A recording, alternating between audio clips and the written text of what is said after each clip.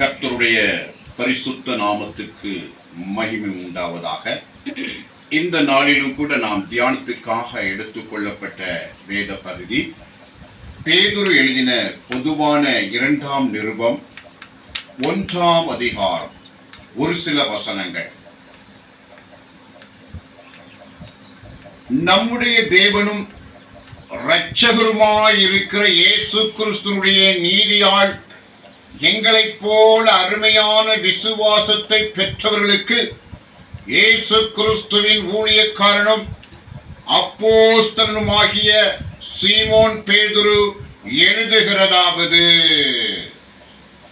அன்பின் பரலோக பிதாவே, உம்மை துதிக்கிறோம். இதுகாரும் உம்மை துதிக்க, ஸ்தோத்தரிக்க, ஆராதிக்க, ஜெபிக்க தந்த நல்ல கிருபைக்காய் ஸ்தோத்திரம். இப்பொழுது கூட வேத வசனம் தியானிக்கும்படியாய் கடந்து வந்திருக்கிறோம். வேதத்தின் ரகசியங்களை கற்றுத்தாருங்க, அதன்படி வாழ உதவி செய்யுங்க. இயேசுவின் நாமத்தில் வேண்டிக் கொள்கிறோம் எங்கள் பரலோக பிதாவே. ஆமென், ஆமென். அல்லேலூயா, அல்லேலூயா. அப்ப இந்த 2ஆம் நிருபத்தின் ஆரம்பத்திலே பேதுரு எழுதுகிறார், நம்முடைய தேவனும் இரட்சகருமாயிருக்கிற இயேசு கிறிஸ்துவினுடைய நீதியால் எங்களைப் போல அருமையான விசுவாசத்தை பெற்றவர்களுக்கு. அல்லேலூயா. அப்போ நம்முடைய தேவனும் இரட்சகருமாயிருக்கிற இயேசு கிறிஸ்துவின் நீதியால், அவருடைய நீதியால் அருமையான விசுவாசத்தை பெற்றிருக்கிறோம். அல்லேலூயா. பேதுரு மாத்திரமல்ல, பேதுருவின் நிருபத்தை வாசித்த எல்லா சபை மக்களுக்கும் பேதுரு எழுதுகிறார். அப்ப ஒன்று இதுல பார்க்கும் பொழுது இயேசு கிறிஸ்துவின் நீதியால், அடுத்தது அருமையான விசுவாசம். இப்ப இந்த அருமையான விசுவாசத்தை நாம் பெற்றுக்கொள்வதற்கு இயேசு கிறிஸ்துவின் நீதியால் நடந்த ஒரு சம்பவம், இந்த அருமையான விசுவாசம் நமக்கு கிடைத்திருக்கிறது. அல்லேலூயா. பரலோக ராஜ்யத்துல பரலோக பிதாவாகிய தேவன் நம்முடைய குமாரனா இயேசு கிறிஸ்துவை பூமியிலே பிறக்கும்படியும் மரிக்கும்படியும் மறுபடி உயிர்த்தெழும்படியும் ஜனங்களுக்கு போதிக்கும்படியும் ஜனங்கள் இந்த அருமையான விசுவாசத்தை பெற்றுக்கொள்ளும்படியாக ஒரு தருணத்தை பரலோக பிதா கொடுத்த போது தேவகுமார இயேசு கிறிஸ்து அது மனமுவந்து ஏற்றுக்கொண்டார். அப்போ பிதாவின் நீதி குமாரன் வழியாக நமக்கு வெளிப்பட்டிருக்கிறது. ஆதாம் ஏவாள் சாத்தானின் தோல்வியுற்ற பொழுது அவர்கள் மூலமாக தேசத்துல உலகத்துல அஞ்ஞான இருள் பரவிவிட்டது. எல்லா ஜனங்களும் விக்கிரகத்தின் பிடியிலே மாட்டிக்கொண்டார்கள். விக்கிரத்திற்கு மேலாக தீயாவிகள், பொல்லாதாவிகள், அசுத்தாவிகள், சாத்தானுடைய கூட்டம் மனிதர்களை அடிமைப்படுத்தி விட்டது. சாத்தானுடைய ஆட்சி மனித ஆட்சிக்கு மேலாக உயர்த்தப்பட்டிருக்கிற ஒரு காலகட்டத்தில் பரலோக பிதா இந்த இழந்து போன, தோல்வியுற்ற, என்னுடைய கட்டளைக்கு உடன்படாமல் சாத்துரை வார்த்தை நம்பி ஏமாந்து போன இந்த ஜனங்கள் எப்படியே விட்டால் எல்லாரும் நரகத்துக்கு போயிருவாங்க. ஆகவே இவர்களை மீட்க வேண்டும் என்று சொல்லி தேவகுமார் இயேசு கிறிஸ்து பூமியில ரத்தம் சிந்தப்பட வேண்டும். ரத்தத்தினாலே பாவ மன்னிப்பாகி மீட்பு நமக்கு உண்டாக வேண்டும். அதற்காக அவர் அற்புதங்களை அதிசயங்களை செய்து வசனத்தை நிறைவேற்றுகிறவராய் காணப்பட்டார்.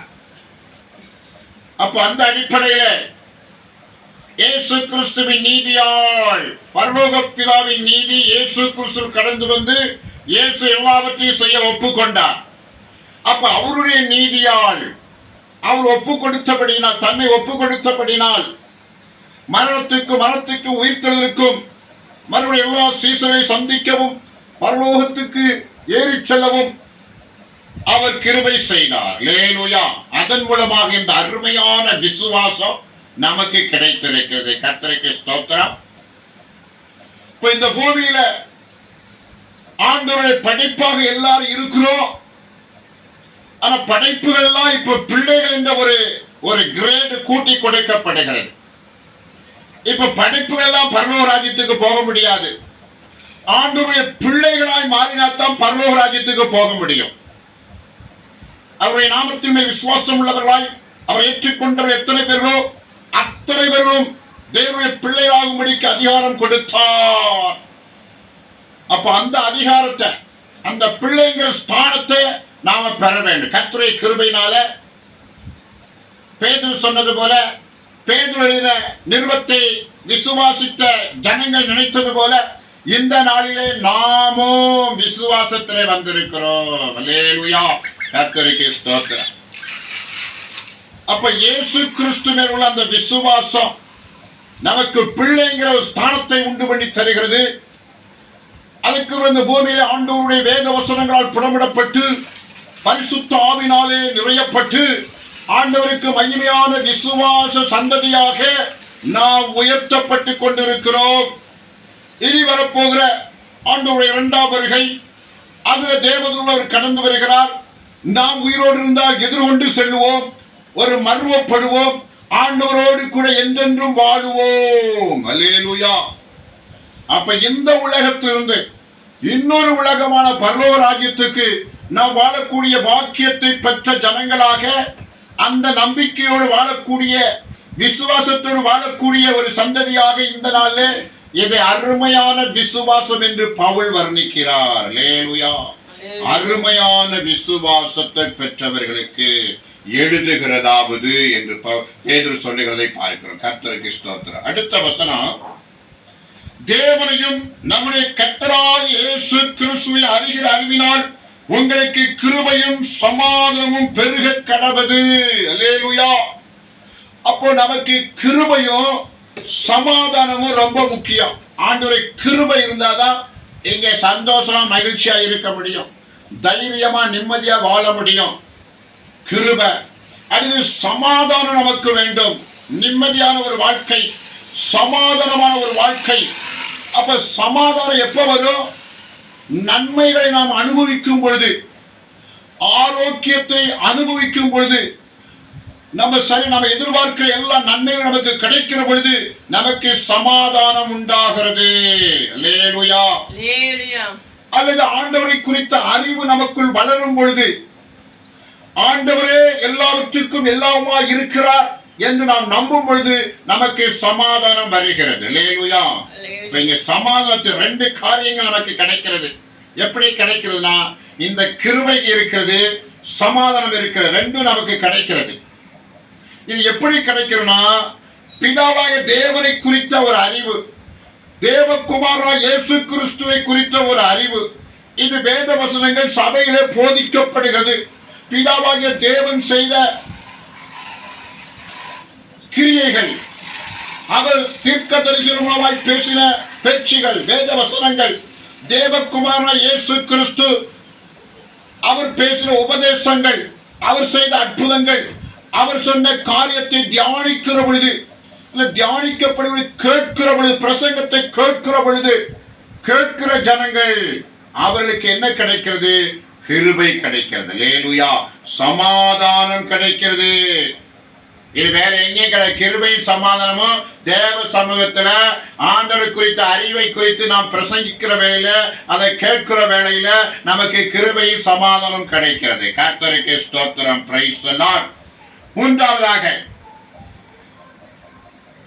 தம்முடைய மகிமையினாலும் காருண்யத்தினாலும் நம்மை அழைத்தவரை அறிகிற அறிவினாலே ஜீவனுக்கும் தேவ பக்திக்கும் வேண்டிய யாவற்றையும் அவருடைய திவ்ய வல்லமையானது நமக்கு தந்தருளினது.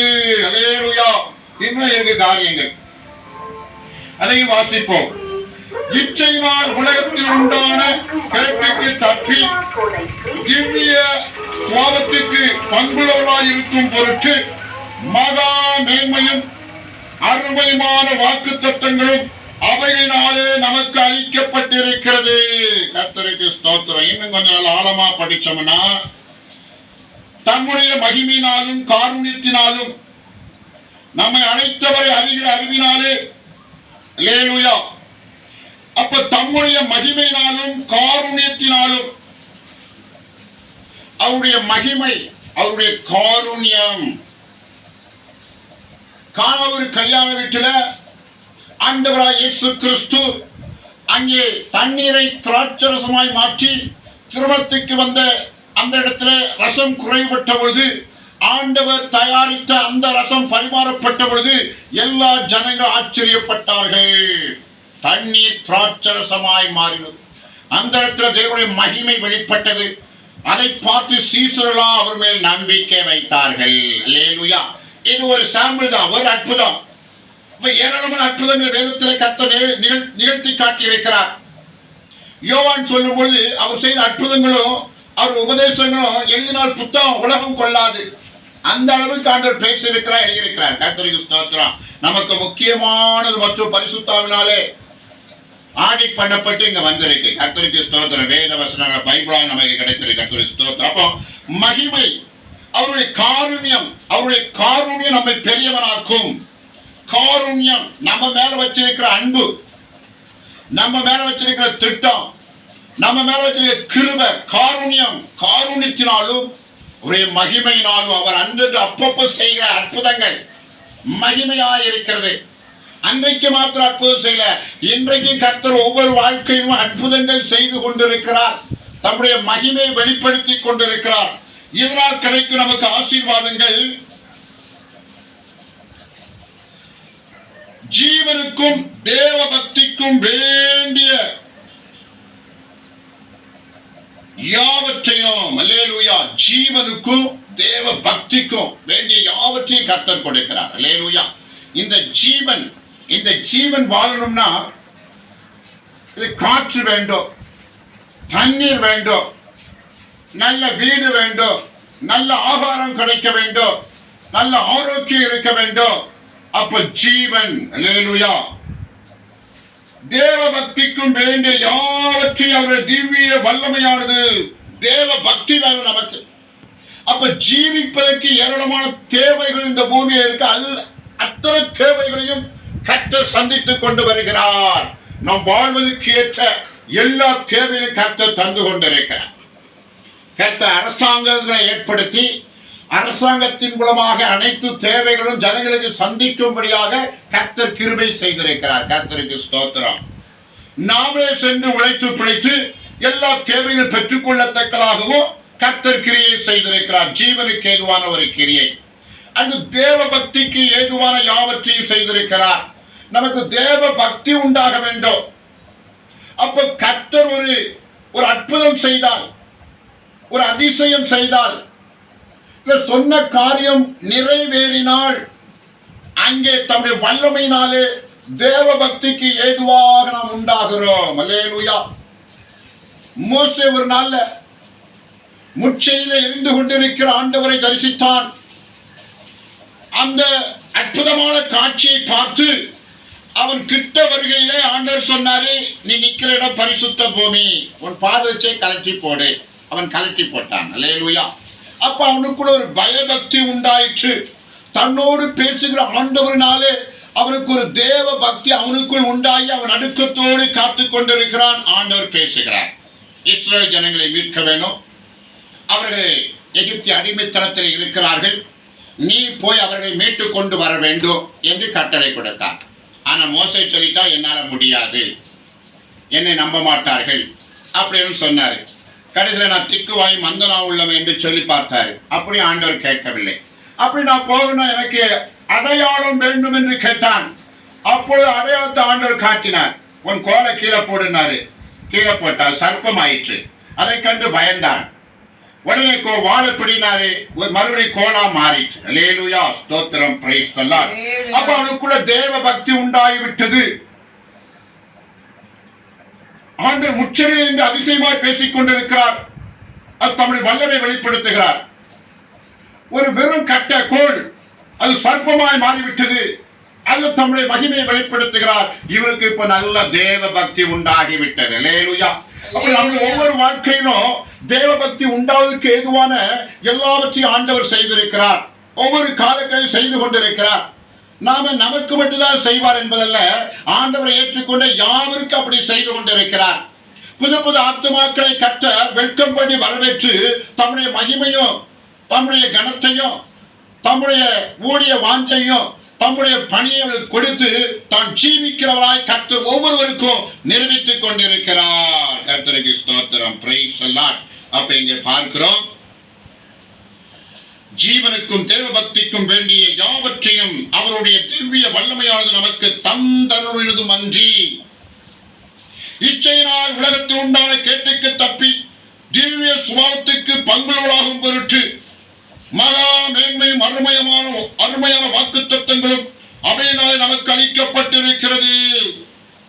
அப்ப இச்சையினால் உலகத்தில் உண்டான காரியத்துக்கு விலகி திவ்ய சுபாவத்துக்கு பங்குள்ளவர்கள், அல்லேலூயா, இச்சையுடையவர்கள்.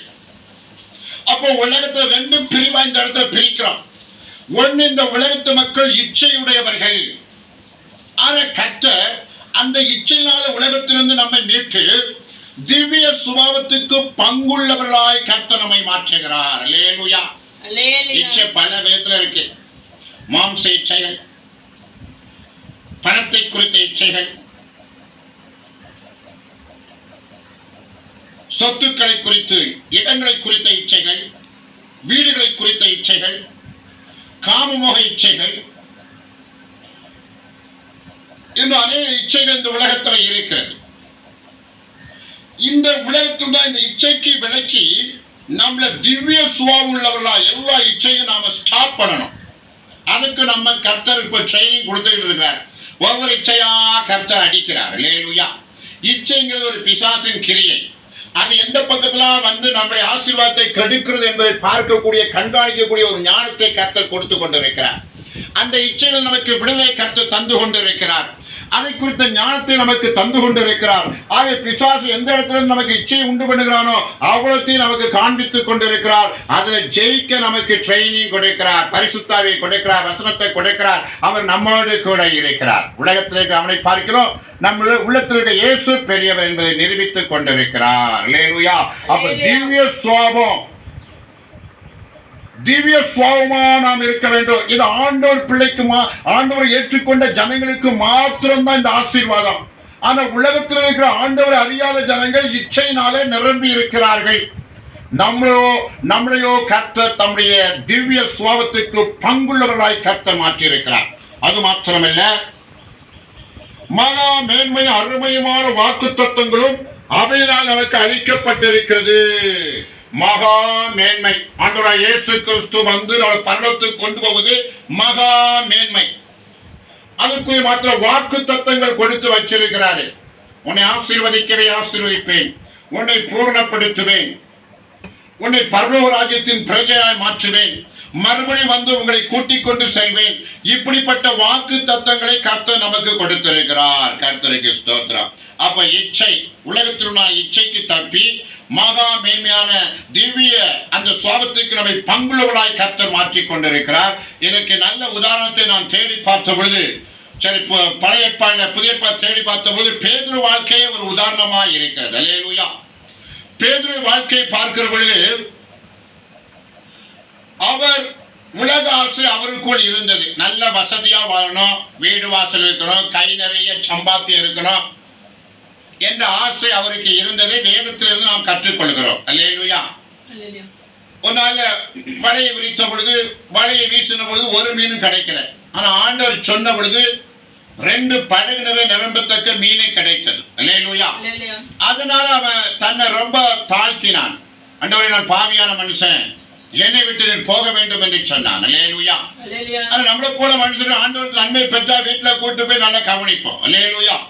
ஆனா பேதுரு அப்படி இல்லை. இந்த பெரிய அற்புதத்தை செய்த இயேசு கிறிஸ்துவுக்கு முன்பாக நிற்க கூட எனக்கு தகுதி இல்லை, நான் ஒரு பாவியான மனுஷன் என்று தன்னை வெறுமையாக்கி தன்னை தாழ்த்தினான். ஒரு தாழ்வு மனப்பான்மை அவனுக்குள்ள வந்துட்டு, ஒரு குற்ற உணர்வு அவனுக்குள்ள வந்துட்டு, ஒரு பய உணர்வு அவனுக்குள்ள வந்துட்டு ஆண்டவர் சொன்னார், பயப்படாத, இது முதல் உன்னை மனுஷரை பிடிக்கிறவர்களாய் மாற்றுவேன். அல்லேலூயா. ஆண்டவர் சரியான இடத்துல அவனுக்கு தைரியம் கொடுத்து அவனை தூக்கி நிலை நிறுத்தினார். சோ அது ஒரு இச்சை தான். என்ன இச்சைனா பண சம்பந்தப்பட்ட ஒரு இச்சை. எனக்கு இவ்வளவு கிடைத்தால் நான் ஆண்டவரை பின்பற்றுவேன், எனக்கு இவ்வளவு ஆசீர்வாதங்கள் எனக்கு இருந்தால் நான் ஆண்டவருக்குள்ள சந்தோஷமா இருப்பேன், அது இல்லாட்ட எனக்கு திருப்தியே இல்லை. எனக்கு ஆசீர்வாதம் வேண்டும், எனக்கு இவ்வளவு பணம் வேண்டும், இவ்வளவு இடம் வேண்டும், இவ்வளவு வீடு வேண்டும், இவ்வளவு ஜாலியா நான் வாழணும் என்று சொல்லக்கூடிய ஒரு இச்சை. கர்த்தருக்கு ஸ்தோத்திரம், பிரைஸ் தி லார்ட். அப்ப இன்னொரு காரியத்துல பவுல் பேதுருவை குறித்து சொல்லுகிற பொழுது, சகோதரியாய் ஒருத்தியை கூட்டிக் கொண்டு பேதுரு செல்கிறது போல எனக்கு கூட்டிக் கொண்டு போக தெரியாதா என்று கேட்கிறார். அல்லேலூயா. அப்ப பேதுரு தன்னுடைய துணைவியாரோடு கூட ஊழியத்துக்கு சென்றிருக்கிறார். தனியே ஊழியத்துக்கு தனியே போனாலும் அவங்க 2 பேரும் குடும்பமா போயிருக்காங்க. அல்லேலூயா.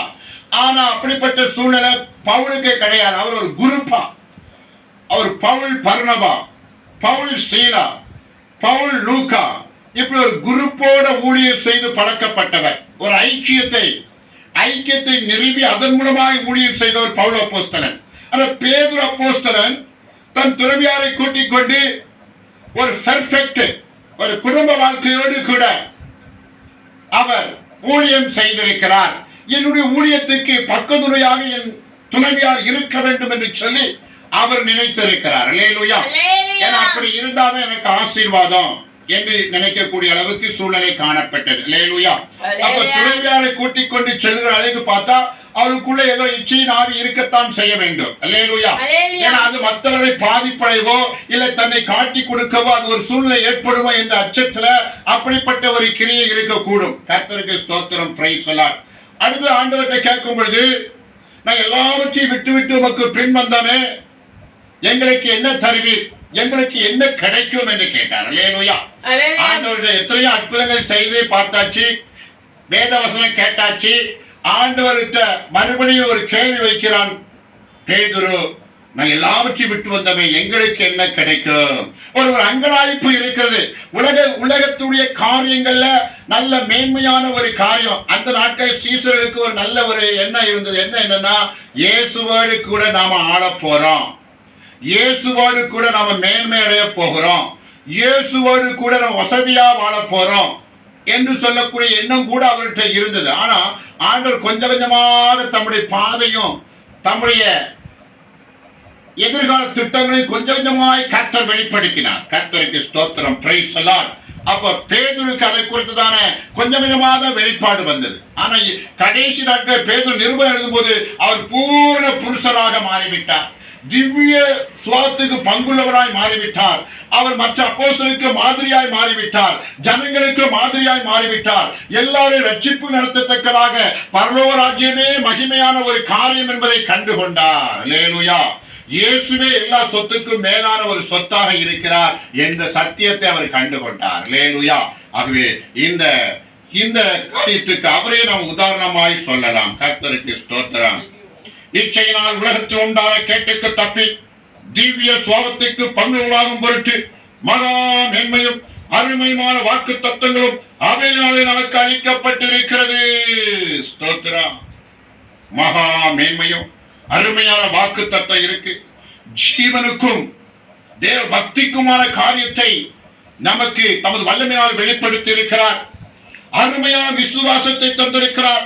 தம்முடைய நீதியினாலே வெளிப்படுத்தி இருக்கிறார். அவரை அறிகிற அறிவினாலே நமக்கு கிருபையும் சமாதானம் உண்டாகிறது. கர்த்தர் தாமே இந்த வசனத்தை ஆசீர்வதித்து பலன் தருவாராக. ஆமென், ஆமென்.